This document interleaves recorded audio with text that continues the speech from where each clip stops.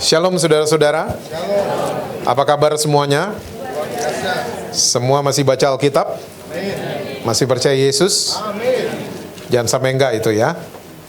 Saya mengucapkan terima kasih buat Pak Hadi, Pak Doni yang memberikan saya kesempatan untuk saya bisa melayani saudara-saudara pada malam hari ini. Saya setiap datang kemanapun, ke tempat manapun, ke gereja manapun, ke kota manapun, saya nggak pernah merasa saya orang yang paling pinter. Ya, saya nggak punya maksud untuk khotbahin saudara, menggurui saudara. Saya cuman mau sharing aja setiap saya datang dimanapun. Apa yang saya sharing? Kebaikannya Tuhan Yesus. Dan salah satu yang saya mau sharing buat saudara-saudara malam hari ini adalah masalah adalah bagian dari berkat Tuhan. Hilang amennya langsung. Percayalah, masalah itu bagian dari berkat Tuhan. Rasul Paulus tulis buat gereja di Korintus, masalah itu satu paket sama solusi. Jadi setiap ada masalah, Tuhan itu sudah tahu solusinya apa. Jadi masalah itu satu paket dengan jalan keluar. Nah pertanyaannya sekarang, kalau begitu tujuan masalah itu apa? Ternyata tujuan masalah diberikan sama Tuhan untuk merubah kita, bukan merubah masalahnya. Tuhan merubah masalah gampang banget, hitungan detik, ya, hitungan tangan dibalik bisa berubah masalahnya. Tapi bukan itu tujuan masalah, karena tujuan masalah adalah merubah saudara dan saya. Apanya yang mau dirubah? Karakter kita mau dirubah. Berat nih amennya nih. Ya. Jadi kalau istri bermasalah, suami mau dirubah. Betul kan? Suami bermasalah, istrinya mau dirubah. Anak-anak bermasalah, orang tuanya mau dirubah. Oven dan kompor bermasalah, chefnya mau dirubah. Bawahan bermasalah, atasannya mau dirubah. Setiap ada masalah, kita aimingnya surga. Kita yang mau dirubah sama Tuhan.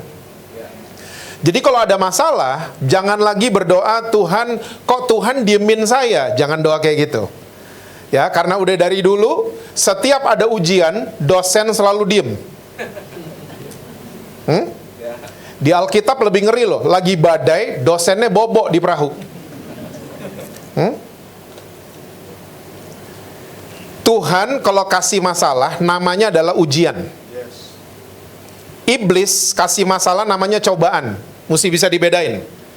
Ujian itu tanda sayangnya Tuhan buat saudara dan saya. Karena apa? Karena Tuhan pengen lihat saudara dan saya naik kelas. Makanya ujian. Supaya naik kelas. Cobaan, tujuannya iblis adalah supaya saudara dan saya turun kelas. Atau cuman lari di tempat.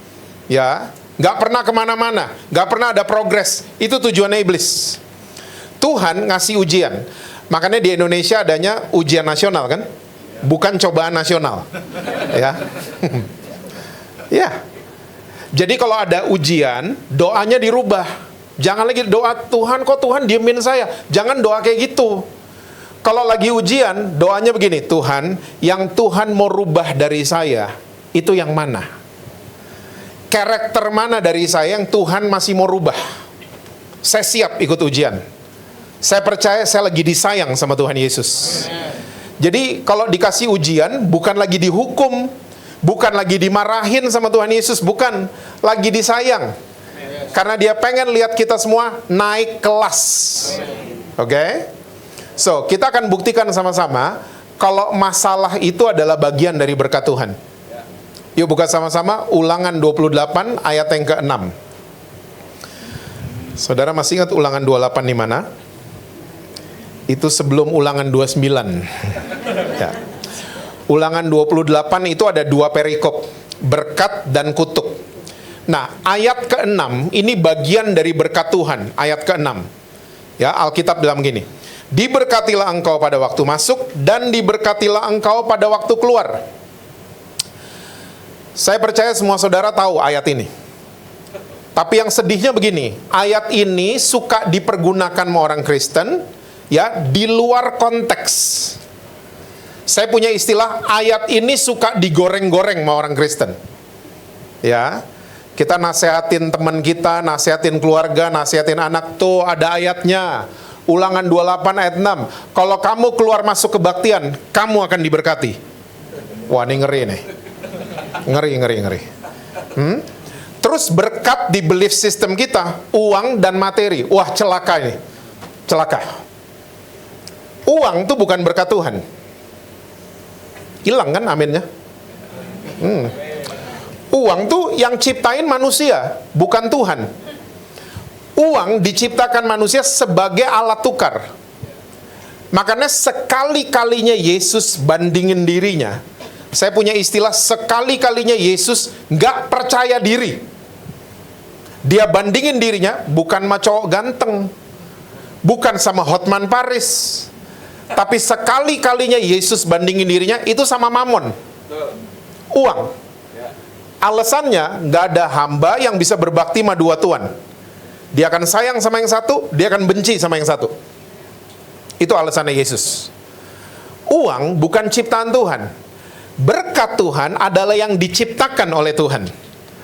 Kesehatan, itu berkat Tuhan. Saudara dan saya masih sehat sampai hari ini, itu berkat Tuhan. Nggak sehat, nggak bisa kerja kan? Masih ada nafas di hidung, itu berkat Tuhan. Bisa tidur enak tiap malam, itu berkat Tuhan. Masih bangun tadi pagi, itu berkat Tuhan. Tuhan bilang nggak bangun loh hari ini, kelar kita. Kita lewatin 3 tahun pandemi, masih hidup sampai hari ini, berkat Tuhan. So banyak sekali area yang kita patut syukuri dalam kehidupan kita. Ya, tapi sekali lagi ayat ini digoreng-goreng. Keluar masuk kebaktian, nanti diberkati.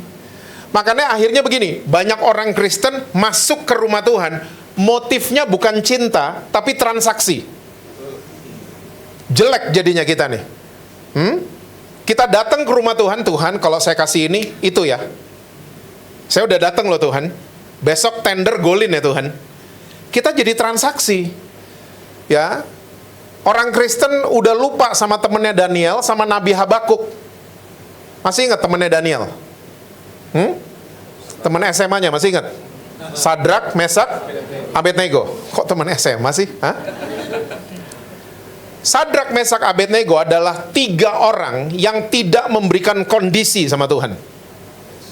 Nabi Habakuk adalah seorang nabi yang gak kasih kondisi sama Tuhan. Walaupun kebun anggur tidak berbuah, saya akan tetap sayang sama Allah saya. Habakuk. Temennya Daniel juga gitu kan. Walaupun gak ditolong sama Tuhan, kami gak akan tunduk sama patungnya Nebukadnezar. Wih. Ini orang-orang yang tidak ada transaksi sama Tuhan. Nah kalau begitu, ayat ini artinya apa? Diberkatilah engkau pada waktu masuk, dan diberkatilah engkau pada waktu keluar. Ternyata kalau kita pelajari dari bahasa asli, dari banyak literatur, ya, ternyata ayat ini punya pengertian, bukan keluar masuk gereja, bukan, sempit banget kalau Tuhan ngomongnya kayak begitu. Tuhan kita sempit banget area kerjanya. Ayat ini bukan bicara tentang keluar masuk kebaktian, bukan. Tapi ayat ini lagi bicara tentang alur hidup manusia. Yang namanya masuk dan keluar. Coba, alur hidup manusia. Saudara mau ada di kota manapun, di benua manapun, di belahan bumi manapun, ya, saudara mau di Chicago, Cikokol, California, Kalideres. Alur hidup manusia sama semua. Namanya masuk dan keluar. Yuk kita buktiin sama-sama. Semua kalau malam tidur, bangun pagi kita ngapain? Baca Alkitab, Pak. Kok nggak ada yang jawab gitu sih? Bangun pagi, kita keluar kamar tidur, masuk kamar mandi, keluar kamar mandi, masuk dapur, keluar dapur, masuk kendaraan, keluar kendaraan, masuk kantor, keluar kantor, masuk gereja, keluar gereja, masuk restoran, keluar restoran, masuk mall, keluar mall, masuk bioskop. Saudara tahu bioskop kan ya?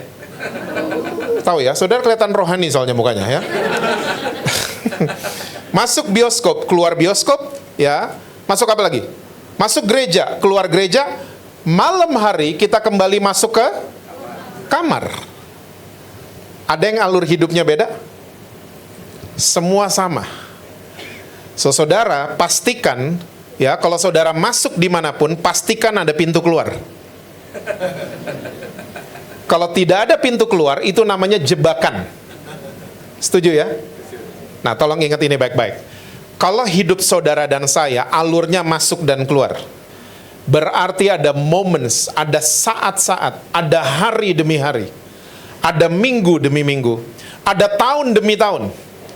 Ada saat-saat saudara dan saya ada di dalam. Betul apa betul?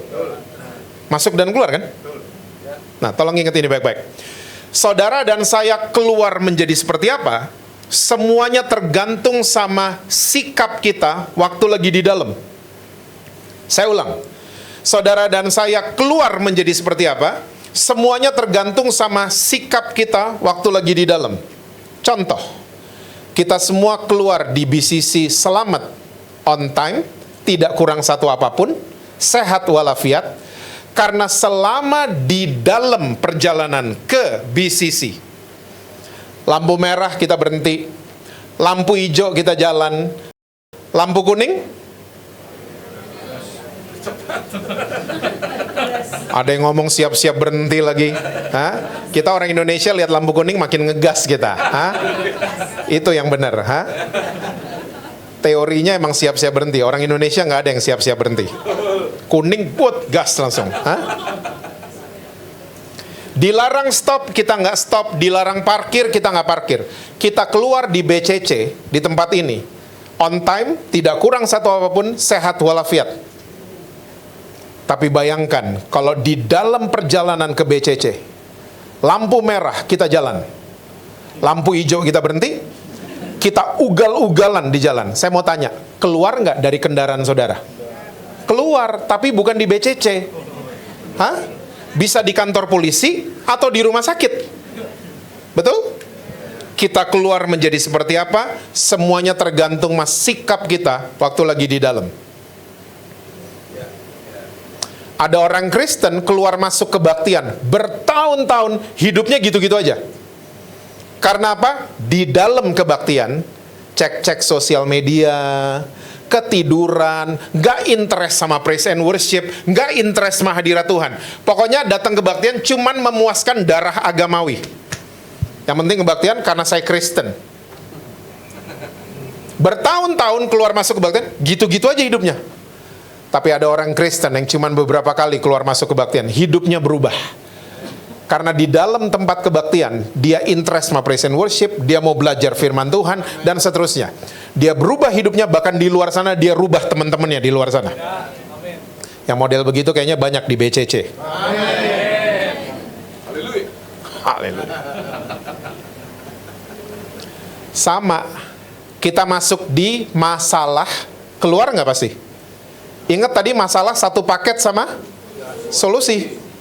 Keluar, pasti keluar. Tapi kita keluar menjadi seperti apa? Semuanya tergantung mas sikap kita waktu lagi di dalam.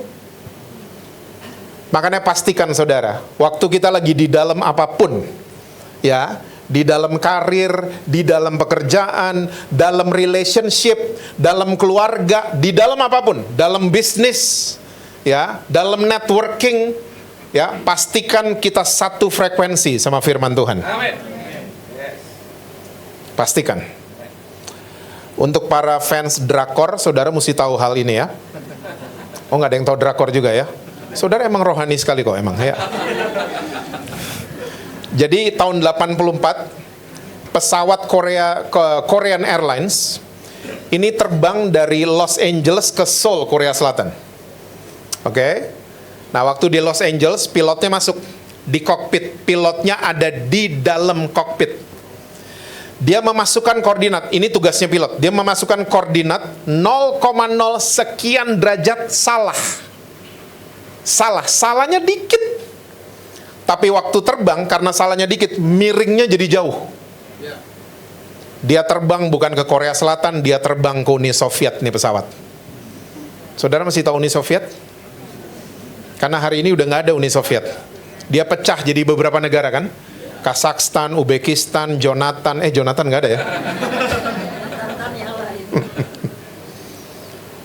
Uni Soviet tahun 84 masih perang dingin sama Amerika Serikat. Lihat ada pesawat di radar mereka yang tidak permisi, tidak lapor, nggak tanya-tanya, ditembak jatuh ini pesawat. Ratusan penumpang yang tidak berdosa mati semua. Pilot kalau lagi di dalam kokpit, dia mesti cek dan recheck, dia mesti cermat, dia mesti teliti. So, sekali lagi, pastikan di dalam apapun kita satu frekuensi sama firman Tuhan. Diberkatilah engkau pada waktu masuk dan diberkatilah engkau pada waktu keluar. Oke? Nah, malam hari ini saya akan kasih lihat sebuah cerita. Saya kayaknya selesai jam 10 kayaknya. Yang amin cuma 12, jadi 30 menit lagi saya selesai. Jadi saya akan kasih lihat sebuah cerita ya tentang seseorang yang diizinkan Tuhan masuk di sebuah masalah. Tapi kita akan belajar dari orang ini. Sikapnya selama di dalam masalah luar biasa. Yuk kita lihat sama-sama 2 Tawarik 20 ayat 1, 2 dan 3. 2 Tawarik 20 ingat ada di mana? Itu sebelum 2 Tawarik 21. Ayat 1, 2 dan 3. Setelah itu Bani Moab dan Bani Amon datang berperang melawan Yosafat bersama-sama pasukan orang Meonim. Datanglah orang memberitakan Yosafat, suatu laskar yang besar datang dari seberang laut Asin dari Edom menyerang tuanku. Sekarang mereka di Haseson Tamar, yakni En-Gedi. Yosafat menjadi apa saudara? Takut. Lalu mengambil keputusan untuk mencari Tuhan. Ia menyerukan kepada seluruh Yehuda supaya berpuasa. Jadi kerajaan Yehuda, saudara mesti tahu, bukan kerajaan yang besar. Kerajaan ini kecil. Beda sama kerajaan Israel. Oke? Kerajaan ini kecil sekali. Rajanya namanya Yosafat. Hari itu Alkitab catat ada 3 pasukan yang membentuk satu laskar yang besar. Datang menyerang Yehuda. Wih, kecil loh nih kerajaan. Di atas kertas, hitung-hitungan matematika, ilmu perang manapun akan mengatakan Yosafat pasti dibantai. Kayak Inter Milan. Saudara juga nggak tahu ya gini-ginian, saya lupa. Di atas kertas pasti dibantai nih. Mati semua, dibunuh semua. Kalau nggak dibunuh, at least mereka jadi tawanan semuanya. Mati semua pasti. Kalah pasti. Oke? Nah, Alkitab catat, Yosafat menjadi takut. Tapi dia mengambil keputusan untuk cari siapa tadi? Pertanyaan sederhana. Kita masih cari Tuhan nggak sih? Kita bisa jawab masing-masing. Kalau ada masalah, yang kita cari itu siapa? Teman baik kah? Handphone kalau rusak, dibawa ke laundry. Bener handphonenya? Mobil Mercy kalau rusak, dibawa ke toko handphone. Bener mobil Mercy-nya? Mobil Mercy kalau rusak mesti dibawa ke bengkel Mercy. Handphone kalau rusak dibawa ke toko handphone. Hati kita juga sama. Kalau lagi kecewa, lagi pahit, lagi marah, ya, kita bawanya ke berondong. Kita bawa ke perselingkuhan. Kita bawa ke mabok-mabokan. Nggak sembuh-sembuh hatinya. Bawa hati tersebut ke si pembuatnya, yaitu Tuhan sendiri. Tidak mengambil keputusan adalah sebuah keputusan. Makanya ambil keputusan untuk mencari Tuhan. Jangan suka taruh kata terserah di iman saudara. Sering dengar? Suami diterserahin, pernah dengar? Terserahlah, dia mau apa terserah. Suami diterserahin, anak-anak diterserahin. Saudara udah tahu kan, terserah itu membawa kita ke tempat yang gak maksimal. Loh, yuk kita buktiin sama-sama. Orang Kristen kalau selesai kebaktian selalu lapar. Iya ya. Mungkin kebaktian menyedot energi kita mungkin ya. Kebaktian bukan jam makan sekalipun, orang Kristen lapar. Selesai kebaktian. Saya pernah datang di kebaktian di sebuah gereja, kebaktian itu 5 kali. Pemain musiknya sama semua, 5-5-nya. WL-nya sama semua. Ya, 5 kebaktian. Hari itu saya ngelihat mereka depan mata saya makan 5 kali sehari. Setiap habis kebaktian mereka selalu makan.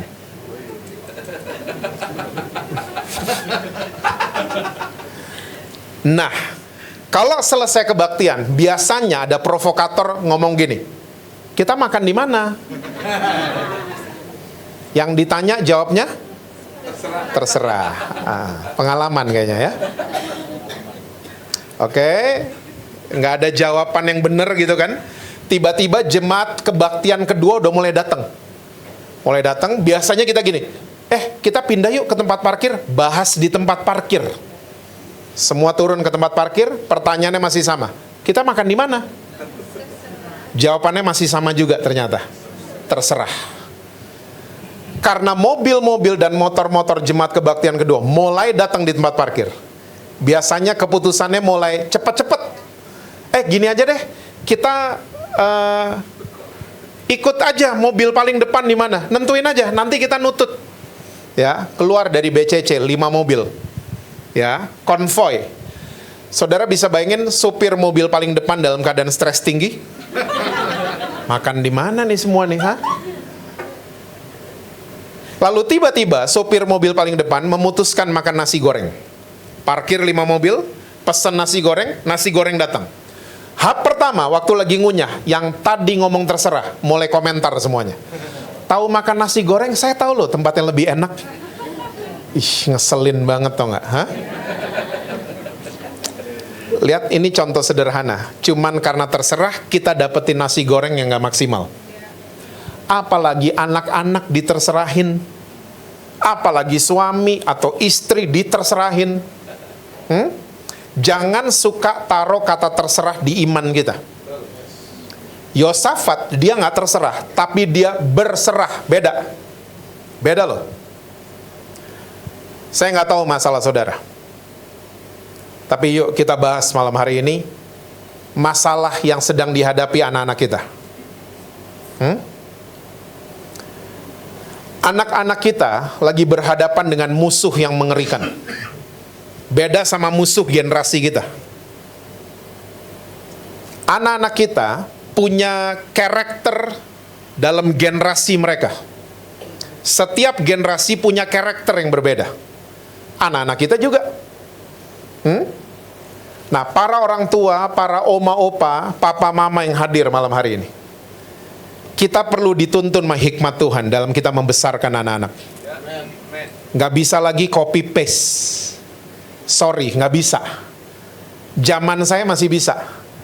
Saya dididik apa sama orang tua, saya copy, saya paste ke anak-anak. Masih bisa. Sekarang nggak bisa. Beberapa masih bisa, beberapa udah nggak relevan. Kita perlu dituntun sama hikmat Tuhan dalam kita mendidik anak. Karena musuhnya mereka tuh ngeri. Saya mau ajak saudara-saudara di BCC, cari koneksi sebelum koreksi anak-anak. Kita kalau nggak dapat koneksi wifi, apa yang kita buat? Kita diem aja? Enggak, kita datengin kasih restorannya. Mbak, nih password yang bener yang mana? Kita paksa supaya dapat koneksi. Pertanyaannya, kita gitu nggak sama anak-anak? Atau kita cuman mulut kita penuh dengan koreksi sama mereka? Jadikan mereka itu teman kita di rumah. Kalau saudara nggak jadi temannya mereka, mereka punya teman di handphone, namanya ChatGPT. Saudara mesti tahu, ini cerita true story. Sudah ada anak muda yang disuruh bunuh diri sama ChatGPT. Sudah ada anak muda yang pacaran sama ChatGPT. True story. Karena apa? Waktu dicek, mereka nggak punya temen ngobrol di rumah. Orang tua cuman koreksi. Saya pernah ketemu anak nanya sama papa mamanya di acara kebaktian, bukan di BCC tapi, bukan. Anaknya cuma nanya, "Pa, Ma, Lady Gaga tuh siapa?" "Setan." Jangan didengar ya, setan. Digituin, anaknya digituin. Anak-anak jangan digituin. Kalau saudara nggak tahu Lady Gaga tuh siapa, ngomong jujur sama anak-anak. Lady Gaga, Daddy nggak tahu. Dedi cuma taunya Om Boy yang WL di BCC. Mener domene.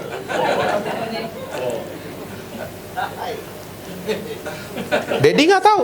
Tapi Dedi bisa cek di Google nanti Lady. Kita cek sama-sama. Lady Gaga itu siapa? Lalu kita putuskan dia perlu di-download apa enggak. Gitu dong anak-anak. Zaman saya papa batuk aja kita udah masuk rumah loh. Papa cuman masuk kita ke rumah. Anak-anak sekarang, saudara mau gituin? Gak bisa. Saudara ditanya sama mereka, batuk pak? Gituin sama mereka.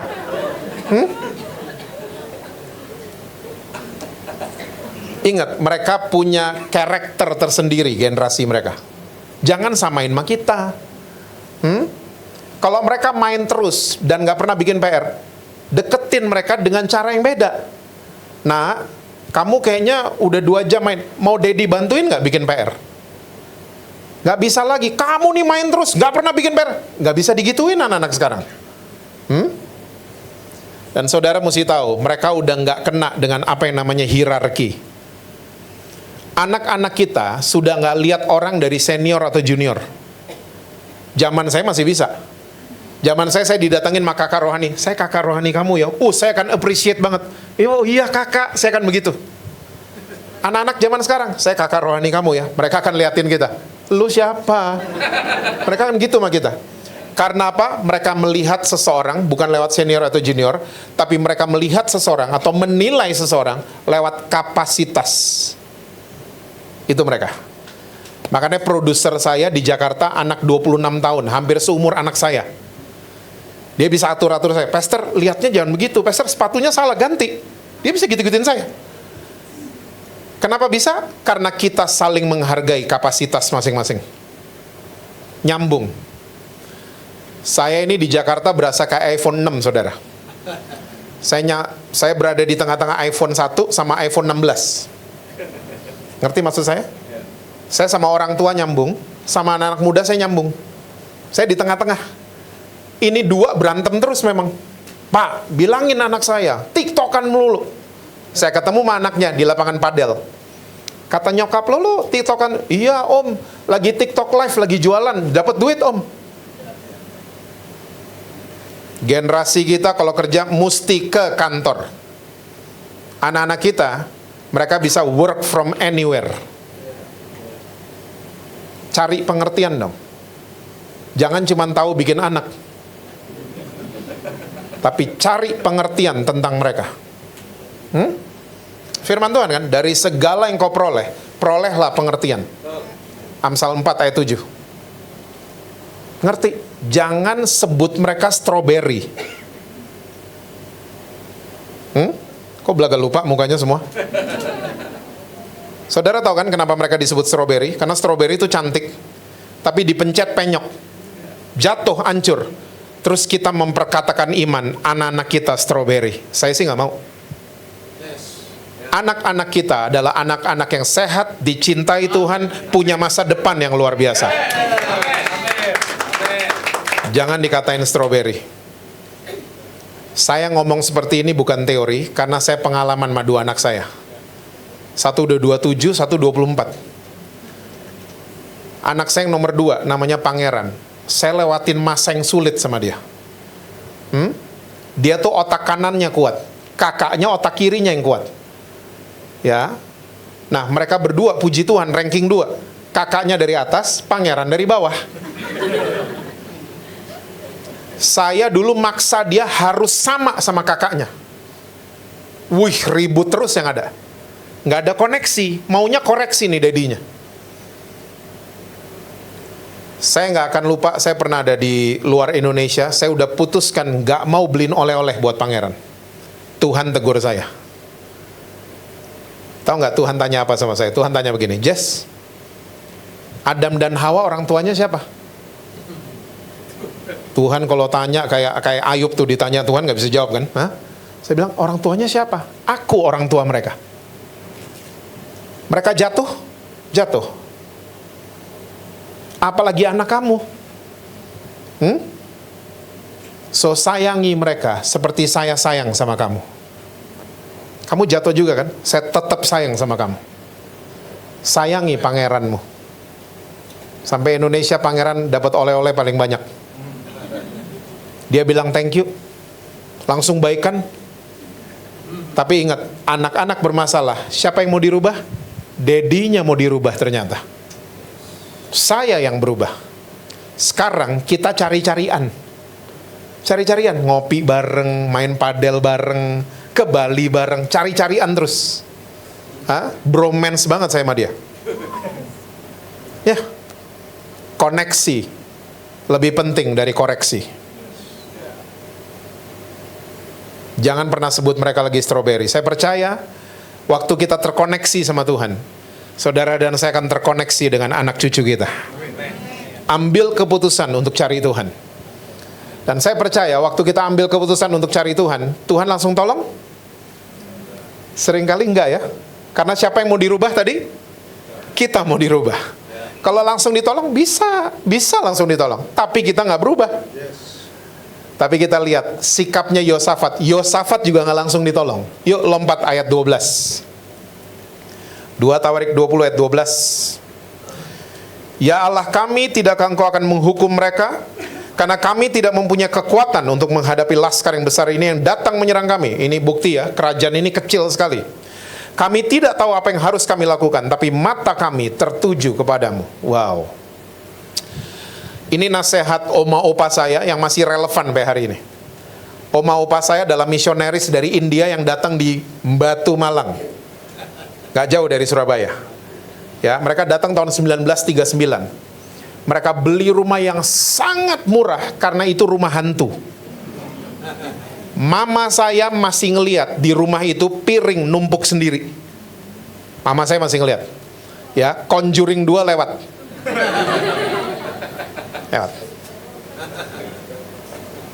Well, rumah mereka sekarang jadi gereja Elohim kalau saudara pernah ke Batu. Jalan di Ponegoro. Ya, sepupu saya sekarang gembala di sana. Ya, di gereja itu pojokan bekas rumah mereka masih dibiarin. Keadaannya sama persis. Nah, oma opa suka nasehatin mama saya. Dan mama saya kasih nasihat itu ke saya. Dan sekarang anak-anak saya jalanin nasihat itu. Nasihat oma opa selalu, percayalah, Tuhan yang kita sembah jauh lebih besar dari masalah kita. Itu nasihat yang gak pernah out of date. Dan itu kebenaran. Percayalah, Tuhan Yesus kita jauh lebih besar dari masalah kita. Amin. Rasul Paulus bilang di 2 Korintus 4 ayat 18, semua yang kelihatan sifatnya sementara. Tapi yang tidak kelihatan sifatnya kekal adanya. So, rekening bank saudara yang kelihatan sifatnya sementara kan? Sementara, jangan cek saldo terus. Jangan dilihat-liatin terus. Masalah kita sifatnya sementara. Lihat Tuhan yang jauh lebih besar dari masalah kita. Lihat Tuhan. Dan ternyata, saudara mesti tahu, apa yang menjadi fokus kita biasanya tercermin di perkataan kita. Saya ulang, apa yang menjadi fokus kita tercermin di perkataan kita. Orang yang fokus sama kepahitan tercermin di postingannya, tercermin di perkataannya, tercermin di captionnya. Orang yang fokus sama pornografi, mulutnya penuh dengan pornografi. Ya kan? Kok belakang nggak tahu? Itu udah di mana-mana. Orang yang punya fokus tertentu tercermin di perkataannya. Nah, ternyata fokusnya Yosafat dengan rakyatnya, dengan bawahannya, nular kering satunya. Yuk lompat ayat 14 dan 15. Ayat 14 dan 15. Lalu Yahasiel bin Sakaria bin Benaya bin Matanya, seorang Lewi dari Bani Asaf, dihinggapi roh Tuhan di tengah-tengah jemaah dan berseru, camkanlah hai seluruh Yehuda dan penduduk Yerusalem dan tuanku Raja Yosafat. Beginilah firman Tuhan kepadamu, janganlah kamu takut dan terkejut karena laskar yang besar ini, sebab bukan kamu yang akan berperang, melainkan Allah. Wish. Saya dulu saya kalau naik pesawat, kalau turbulence saya suka takut. Ada yang sama kayak saya? Pak Gembala, sama kita. Yang lain semua dekat sama Tuhan sekali yang lain. Ya? Bener? Nggak takut? Oh takut. Kalau goyang, waduh. Nah, kesini saya punya teman beberapa itu pilot. Sampai ada satu pilot yang jadi sahabat saya, namanya Kapten Aziz. Dia pilot 3 mantan presiden Indonesia. Gus Dur, Ibu Mega, Pak SBY. Pilotnya dia, Kapten Aziz. Dia kalau ketemu saya nggak pernah cerita kalau saya takut turbulence. Dia selalu cerita. Jess, pesawat tuh canggih, didesain untuk ngalahin turbulence. Jadi jangan takut kalau ada turbulence. Gak pernah ada pesawat jatuh karena cuaca. Gak pernah ada sejarahnya. Semua pesawat kecelakaan karena human error. Manusianya yang salah. Jadi pesawat jatuh karena cuaca itu gak pernah ada beritanya. Nah, makin kesini deket kan sama Kapten Aziz, saya makin pulih. Naik pesawat goyang, saya udah gak takut tiba-tiba. Saya pernah satu kali lagi long flight di atas India kalau nggak salah. Turbulence-nya cukup mengerikan. Kanan, kiri, atas, bawah, itu penumpang teriaknya udah aneh-aneh. Ya, darah Yesus gitu. Saya cari yang darah Yesus yang mana nih? Kalau ada apa-apa saya mau komsel sama dia.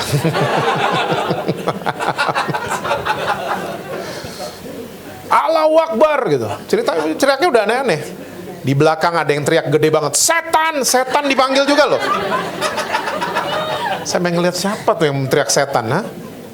Penumpang lagi panik, saya dengerin musik, saya tenang di bangku pesawat. Karena di dalam hati saya ada satu nama, Kapten Aziz. Kapten Aziz. Kapten Aziz bilang nggak apa-apa. Nah, para psikolog itu bilang, banyak orang takut naik pesawat karena kita nggak lihat pilotnya. Beda sama naik Grab. Kita lihat Grab driver kan. Bluebird kita lihat supirnya. Jadi kita tenang-tenang aja. Pilot kita nggak lihat. Kita nggak tahu apa yang terjadi. Makanya kita powerless di dalam pesawat. Saya mau tanya, kita semua bisa lihat Tuhan Yesus? Tapi saya mau pastikan buat saudara, Yesus itu pilot kehidupannya saudara dan saya. Dia lagi bilang hal yang sama, jangan takut. Aku menyertai kamu sampai kepada kesudahannya. Saya lagi jalan sama kamu. Ujung-ujungnya habis kamu ke dokter, ujung-ujungnya saya yang sembuhin kamu kok. Habis kamu ngomong sama sahabatmu, masalahmu, ujung-ujungnya saya yang menyelesaikan masalah kamu. Jangan takut, saya jalan sama kamu. Dia pilot kehidupannya saudara dan saya. Amin, saudara? Yahasiel ngomong ke rajanya, jangan takut, besok yang perang bukan kita, tapi Allah akan perang buat kita. Kita lihat keesokan harinya. Ini 2 ayat terakhir, benar? Karena waktu sudah beeping. Ayat 21 dan 22. Setelah ia berunding dengan rakyat, ia mengangkat orang-orang yang akan menyanyi-nyanyi untuk Tuhan dan memuji Tuhan dalam pakaian kudus yang semarak. Pada waktu mereka keluar di muka orang-orang bersenjata sambil berkata, nyanyikanlah nyanyian syukur bagi Tuhan bahwasanya untuk selama-lamanya kasih setianya. Ketika mereka mulai bersorak-sorai dan menyanyikan nyanyian pujian, dibuat Tuhanlah penghadangan terhadap Bani Amon dan Moab dan orang-orang dari pegunungan Seir yang hendak menyerang Yehuda, sehingga mereka, apa saudara? Terpukul kalah. Saya adalah seorang saya ini kolektor cerita perang. Di rumah saya, pokoknya kalau dimanapun saya lihat ada buku yang isinya soal perang, saya pasti beli. Dan saya nggak cuma beli, saya baca dan saya hafal cerita perang. Jadi saudara, you name it, perang Vietnam, perang Korea, saya hafal semua. Ya, saya hafal. Perang Patimura tahun? Saudara tahu Patimura? Ya, itu bukan nama jalan loh, itu pahlawan dari Maluku. Nama aslinya Thomas Matulesi. Nenek moyangnya Domene, ya. Perangnya cuma 1 tahun, 1817. Kalau saya tanya yang lain, perang Aceh, perang Hasanuddin, mungkin saudara udah nggak tahu. Ya, saya hafal semuanya. Yang saya belum hafal adalah Rusia lawan Ukraina karena belum selesai. Iya. Nah, cerita perang di Alkitab, semuanya itu seru kalau dibaca. Salah satunya ini. Jadi, Alkitab jelas catat, keesokan harinya, ini pembantaian makin dekat, kekalahan makin dekat. Jadi Yosafat, bahasa sekarangnya, udah kepepet, udah terpojok, udah. Oke, dia berunding dengan rakyat. Ini bukti ya, kerajaan ini kecil banget. Ya, dia berunding dengan rakyat. Dan hasil perundingan, apa? Ada pasukan yang ditaruh di garda paling depan. Brimob, marinir, Kopassus, yang ditaruh paling depan. Boy dan teman-temannya. Penyanyi-penyanyi ditaruh paling depan. Ini cerita perang dari mana ini? Hah? Tapi ini bukti, ini bukan dongeng, ini bukti ada cerita perang seperti itu. Yang ditaruh di depan bukan pakai senjata, bukan pakai panah, bukan pakai apa, mereka pakai pakaian kudus yang semarak. Dan apa yang mereka nyanyiin? The Beatles, The Rolling Stones. Yang mereka nyanyikan adalah nyanyian syukur. Itu yang mereka nyanyiin. Di posisi kepepet, Yosafat dengan rakyatnya masih bisa mengucap syukur. Mengucap syukur saya temukan belum jadi kultur di antara orang Kristen. Kulturnya kita lawannya mengucap syukur. Komplain. Saudara sadar nggak? Kita ngucap syukur seringkali cuma disuruh WL. Hah? Coba pikir baik-baik. Kita mengucap syukur kalau tanggal merah. 25 Desember baru, Tuhan terima kasih lahir buat saya. 1 Januari, terima kasih tahun baru. Jumat Agung, terima kasih Tuhan mati buat saya. Idul Adha, terima kasih saya bisa bangun siang. Kalau tanggal merah, kita gampang mengucap syukur. Ya, tapi saudara sadar nggak? Ada ratusan hari yang lain yang kita isi seringkali tanpa kita sadari hanya dengan bersungut-sungut. Kita komplain soal suami, komplain soal istri, komplain soal orang tua, komplain soal anak-anak. Saudara keluar dari keadaan kepepet. Coba mulai ganti bersungut-sungut sama mengucap syukur. Tuhan terima kasih, Tuhan pilih saya untuk menyelesaikan masalah ini. Coba ganti doanya. Saudara pasti akan lihat breakthrough yang luar biasa. Terobosan yang luar biasa. Ingat, kita yang mau dirubah kan? So berubahlah. Jangan tuntut orang lain berubah. Tuhan rubah suami saya. Enggak, saya Tuhan. Wah, tuh khotbah seharusnya buat istri saya. Jangan punya sikap kayak gitu lagi. Apapun yang kita lagi dengar hari ini, itu untuk kita. Wah, ini orang tua gue mesti denger nih seharusnya nih. No, it's for me. Terima kasih sama orang-orang yang nyakitin saudara. Hilang aminnya langsung. Tuhan izinkan berarti kita disakitin kan? Ternyata kita berubah loh. Kita lebih kuat hari ini dibanding 2 tahun lalu. Betul apa betul? Kita yang berubah ternyata kan? Kita kutukin itu orang. Ternyata Tuhan mau rubah kita. Percuma kita kutukin itu orang. Percuma. Thankful aja, mengucap syukur. Tuhan terima kasih, saya dibohongin. Wah Pak, Bapak nggak tahu Pak, dia tipu saya MM-an. Terima kasih. Saya ngerti, Yosafat juga takut kok, kecewa kok, sedih kok. Saya juga pernah kecewa kok. Tapi berterima kasih sama orang bohongin kita. Karena pernah dibohongin, kita lebih wise hari ini dibanding tahun lalu. Ada vonis dari dokter, sedih boleh. Tapi Tuhan terima kasih, saya dipilih Tuhan untuk menyelesaikan penyakit ini. Saudara punya anak autis mungkin. Anak dengan kebutuhan khusus. Berarti saudara orang tua yang khusus. Berarti saudara dipilih sama Tuhan, jadi khusus. Banyak hal yang kita bisa syukuri sama Tuhan. Saudara mesti ingat, ada kuasa dalam ucapan syukur. Waktu mereka mulai menaikkan nyanyian syukur, Tuhan membuat penghadangan. Saudara kalau baca full story, musuhnya Yosafat buta semuanya tiba-tiba. Mereka nggak tahu siapa musuh, siapa teman. Mereka nggak tahu lagi. Bunuh-bunuhan. Sampai lembah itu penuh dengan mayat tiba-tiba Yosafat temukan. Ya, dan mereka bawa barang bawaan banyak banget. Dan akhirnya lembah itu berubah. Namanya jadi lembah pujian sampai hari ini. Saya percaya walaupun saudara lagi dalam lembah atau lagi lewatin lembah, percayalah Tuhan Yesus gak pernah tinggalin saudara. Dia ada bersama-sama dengan saudara. Saya percaya lembah itu akan berubah jadi lembah pujian. Banyak-banyaklah mengucap syukur. Ya, daripada komplain bunga ros ada durinya, mendingan kita berterima kasih karena duri punya bunga ros.